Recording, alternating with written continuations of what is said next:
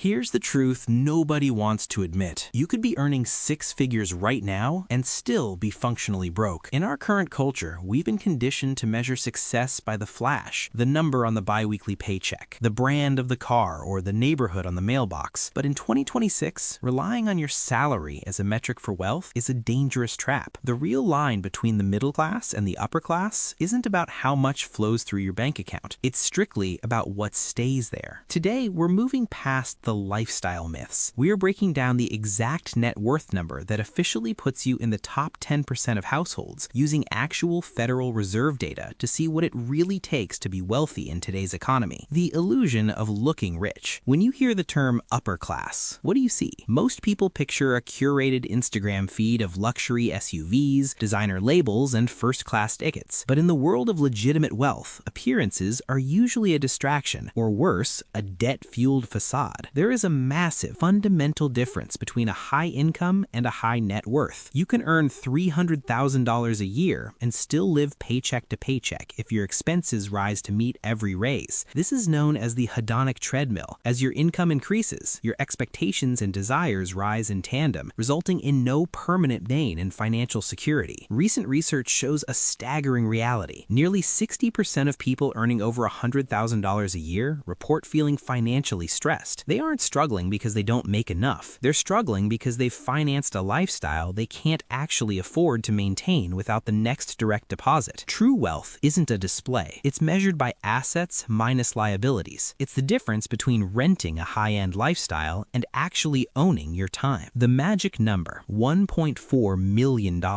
So, what does the data actually say? According to the latest Federal Reserve reports, the median household net worth in the U.S. sits at roughly $192,000. That is the dead center of the pack. However, to crack the top 10%, the definitive threshold for the upper class, that number jumps to approximately $1.4 million.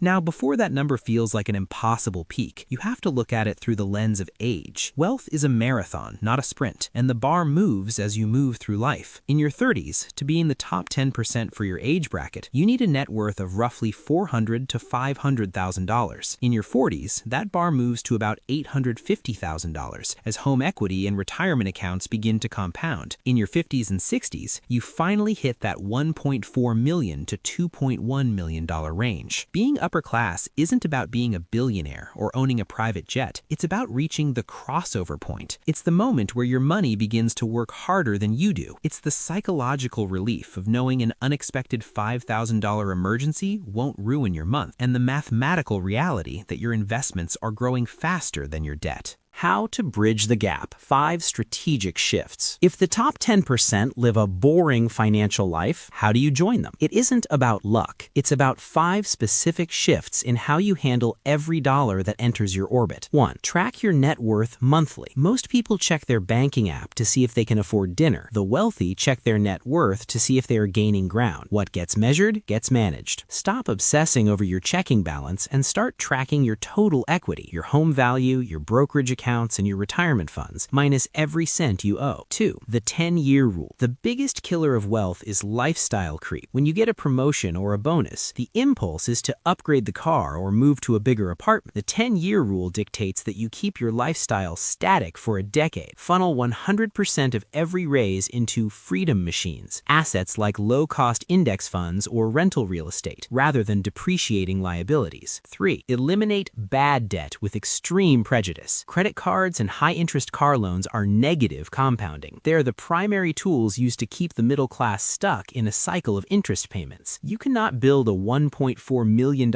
empire while paying 22% interest to a bank for a television or a wardrobe you've already outgrown. 4. Harness the power of time. Wealth is built on consistency, not intensity. If a 25-year-old invests just $500 a month at a 7% return, they will hit over $1.2 million by age 55. That is upper-class status built on an average salary, achieved simply by having the discipline to start early and stay the course. 5. Avoid the flash trap. The wealthiest people I know often drive the most average cars. They realize that a car is a tool that loses value the moment it leaves the lot. They choose to look average while their brokerage account provides them with something far more valuable than status: absolute freedom. The gap between the middle class and the upper class isn't a secret code or a lucky break. break. It is the result of radical delayed gratification. Most people would rather look rich today than be wealthy tomorrow. They choose the luxury lease over the brokerage account because the lease provides immediate social validation. But if you're willing to play the long game, to be the boring person with the paid-off vehicle and the compounding portfolio, that $1.4 million mark isn't just a dream. It becomes a mathematical certainty. The question isn't how much you'll make this year. The only question that matters is how much of it will you keep? If you found this breakdown helpful and you're ready to stop playing the status game and start playing the wealth game, hit the like button and subscribe. Thanks for watching, and I'll see you in the next video.